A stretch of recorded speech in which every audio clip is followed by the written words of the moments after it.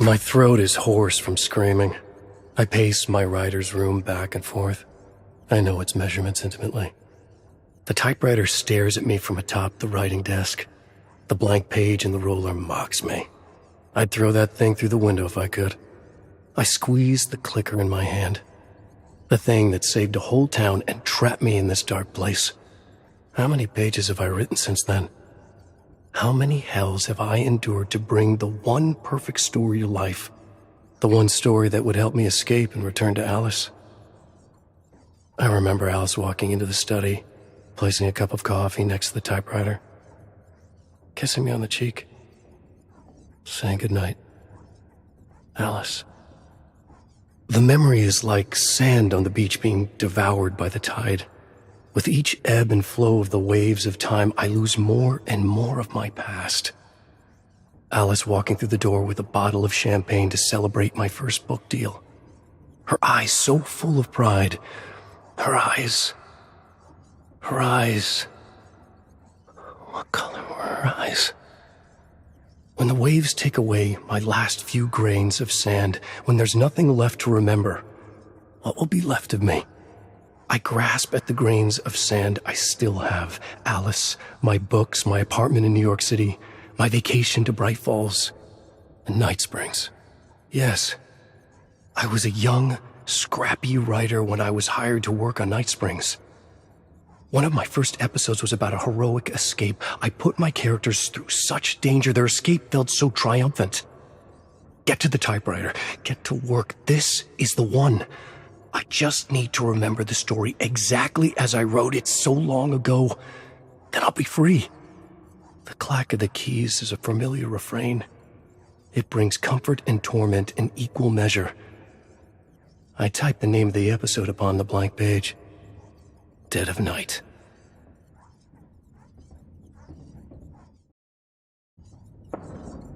The decaying city crumbles behind them as they run through the forest. Their exodus from the city was not easy. The fog closed in on them. They had to get out. They were pursued by the very thing they had summoned. Only 4 of them had made it out alive. But home was still so far away, across realms, in another dimension, and all they could do was run. Eloise grips Darren's arm, holding it tight around her shoulder. The dread had hurt him badly, and he'll bleed to death if they don't find a way home. Adrian urges the group onward, further into the forest. The trees grow thick around them, and Michelle yelps as a branch whips at her arm. The trees stand shoulder to shoulder, forcing the group down a single path through the forest. The ground quakes, and Eloise plants her feet. She's been carrying Darren for so long, and he is so heavy. Somewhere behind them, the dread bellows a hungry cry. It wants to feed on their misery, on their sorrow, on their souls. And it's getting closer. Alan Wake watches as his characters struggle for a way out. He can't see one. The trees stand shoulder to shoulder, flanking a path that ends in a wall of billowing fog, and the sight of it turns Alan's stomach. Keep them away from the fog. No matter what, keep them away from the fog. Adrian gasps and points in the direction they came. A twisting, writhing silhouette blocks what little light remains in the sky. They all watch helplessly as the dread approaches, getting closer and closer, until...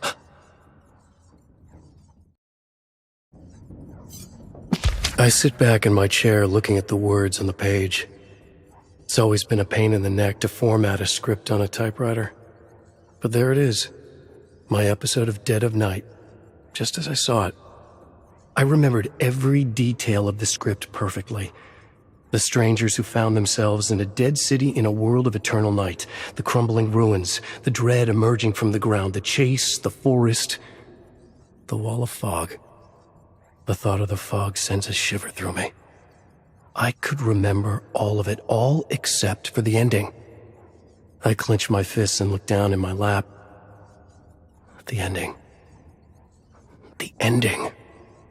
My senses come to life as I think back on my days on Night Springs. I can smell the cigarettes smoldering in the ashtrays. I can hear the thick, phlegmy coughs of the veteran writers as they sat around the table pitching ideas. I could feel the weight in the pit of my stomach, the tremble in my hands. I was the youngest in that room by far, but I was hungrier than they were.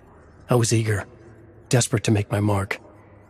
I remember sitting in the showrunner's office and during a round of notes, how it felt to not get the script perfectly right the first time. I remember I got notes about the ending. The ending. Did I struggle with the ending back then too? Is that why I'm struggling with it now? What I wouldn't give for something to read. Dog-eared, well-worn paperback. One that I would reread whenever I felt stuck. How often had I read that old thing? What was it called? I tried to conjure the image of the book in my mind. It has no cover, only images of... And at that moment, it all comes back to me.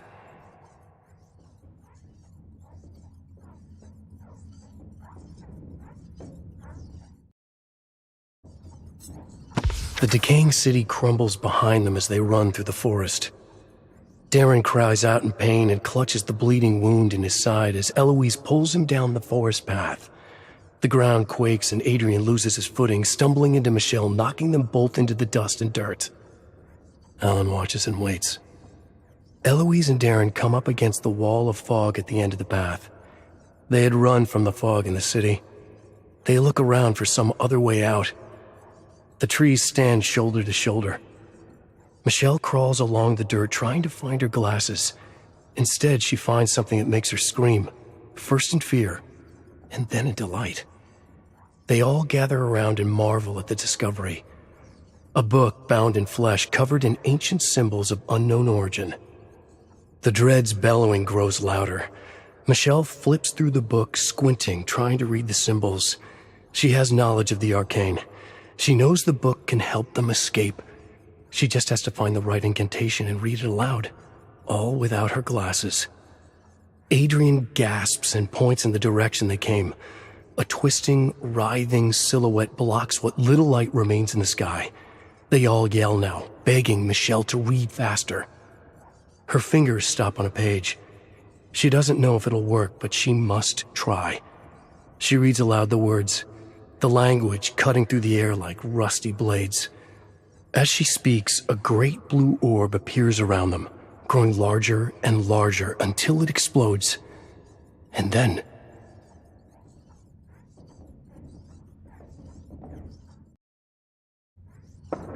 I did it. I remembered the ending of Dead of Night exactly as I had written it way back when. So why didn't it work? The script had ended with Michelle finding the book and reading the spell that sent them home. So why am I still here? Suddenly, I can smell cigarette smoke. And suddenly, I feel like a timid young writer again. The way the showrunner stubbed out his cigarette, the way he threw my script at me from across the desk. He called the ending a deus ex machina, said the book bound in flesh came out of nowhere. I hated the fact that he was right. He told me to try again, to make their escape mean something. I never felt so low as I did that day. So alone. Life before Alice was always so lonely. I remember the way Alice would sit next to me on the couch, listening.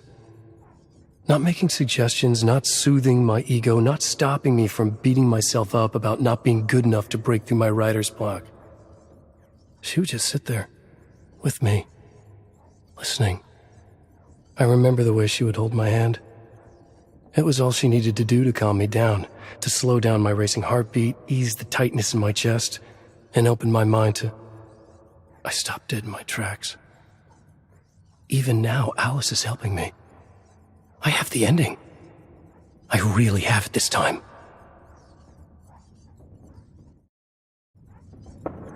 The decaying city crumbles behind them as they run through the forest. Eloise pulls Darren down the forest path, and he cries out, clutching the bleeding wound in his side. The ground quakes, and Adrian and Michelle stop each other from falling. They come to the end of the dark alley, and Alan quivers at the sight of the wall of black fog. The trees stand shoulder to shoulder. The dread bellows as it gets closer. Alan knows what he must do to finish the episode. It's the same ending that went on the air years ago. He had celebrated that night with his friends. Which friends? And he had felt 10 feet tall, an actual writing credit on Night Springs. Adrian gasps and points at the dread's twisting and writhing silhouette. They've tried to find any way out, but there is none. Except for the wall of fog. The showrunner had shaken my hand and flashed that crooked grin of his. It was the first time I really felt like a writer. Eloise takes Michelle's hand, and she takes Adrian's. Eloise helps Darren cross the threshold of the fog, and she follows. Then Michelle. Then Adrian. They walk through the fog and vanish from sight. The end. Almost. The dread slithers down the path, bellowing louder than ever. Alan grits his teeth. He's running out of time, and he knows it. The wall of fog is calling to him now. Cold sweat beads on his forehead. This must have been how Eloise, Darren, Michelle, and Adrian felt. Trapped, with only one way out. But where would that way lead? One last memory about his time on Night Springs came clear as a bell. He made sure the script ended on an ambiguous note. Where did the ominous fog lead? The real world? Or something worse altogether? Alan stands before the fog, trying to peer through. He knows he must act quickly. The dread will be upon him at any moment. But I have to be sure. I need a sign. The single speck of light flickers so suddenly, so brightly through the fog that Alan almost starts the sight of it. A light in the dark. The light had always been there for him ever since Alice went missing in Bright Falls. The light had been his guide, his savior. And here it is again. Alan reaches out to touch the fog. It's warm and inviting, like Alice's hand is warm in his. His racing heartbeat slows down. The tightness in his chest relaxes. "Come on," she says with a smile. "Let's go for a walk."